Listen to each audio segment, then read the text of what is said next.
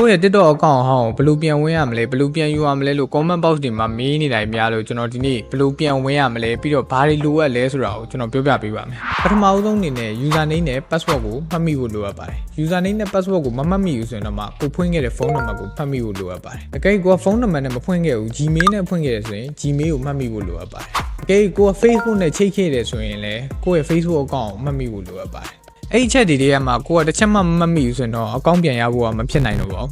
အဲ့ဒီချက်တွေကတစ်ချက်ကိုမှတ်မိတယ်ဆိုရင်တော့ကျွန်တော်လိုက်ပြပေးပါမယ် Let's go guys ကျွန်တော်တို့အရင်ဆုံးအပေါ်မှာရှိတဲ့မြင်းသုံးချောင်းလေးကိုနှိပ်ပေးပါပြီးရင်တော့ setting ရဲ့ privacy တွေဝင်ပေးပါဝင်ပြီးဟိုးအောက်ဆုံးထိကျွန်တော်တို့ဆွဲချသွားပါဆွဲချပြီးရင်အောက်မှာ switch account ဆိုတာလေးရှိပါတယ်အဲ့ကောင်လေးကိုနှိပ်ပေးပါနှိပ်လိုက်လို့ရှိရင်အဲ့မှာ add account ဆိုတာလေးရှိပါတယ်အဲ့ကောင်လေးကိုနှိပ်လိုက်ပါအောက်မှာ login ဆိုတဲ့ဟာလေးရှိပါတယ်အဲ့ login လေးကိုဝင်ပေးပါ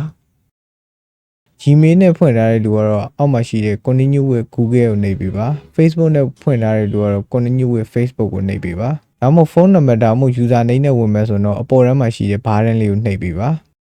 နှိပ်လိုက်ရင်အပေါ်မှာဖုန်းဆိုတဲ့ဟာလေးရှိပါတယ်အဲ့ဖုန်းကိုရောက်သွားရင်အောက်မှာရှိတဲ့ဘောင်လေးကိုတစ်ချက်နှိပ်ပေးပါနှိပ်ပြီးရင်ကျွန်တော်တို့ search box လေးမှာမြန်မာဆိုပြီးတော့ရိုက်ရှာလိုက်ပါပြီးရင်ကိုယ့်ရဲ့ဖုန်းနံပါတ်ကိုထည့်ပြီးရင် send code ကိုနှိပ်ပေးပါဖုန်းထဲကိုကြားလာတဲ့ကုတ်ကိုရိုက်ထည့်ပြီးတော့ကျွန်တော်တို့ဆက်ပြီးဝင်သွားလို့ရပါပြီ